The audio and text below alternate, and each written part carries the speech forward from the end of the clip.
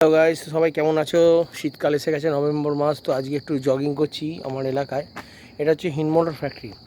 তো এই হিন্দ ফ্যাক্টরি কী অবস্থা দেখতেই পাচ্ছ।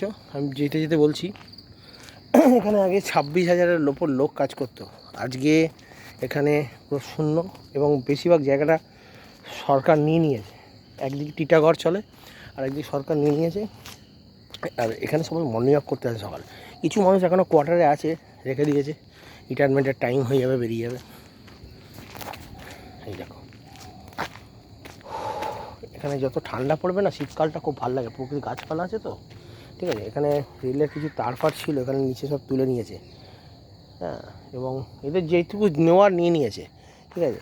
হিন্দুস্তান মোটর পশ্চিমবঙ্গ থেকে চলে গেছে, এবং এটা অন্য রাজ্যে আছে।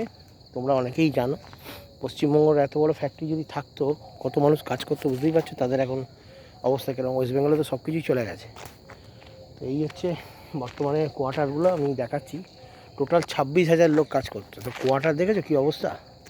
গত 10 বছর, 2010-এর পর টোটালি এরকম বন্ধ হয়ে গেছে। তো আজকে একটা ভিডিও করলাম সকালবেলা এসে। ভিডিওটা কেমন লাগলো জানিও। ছোট্ট করে করছি, আমি এগোচ্ছি।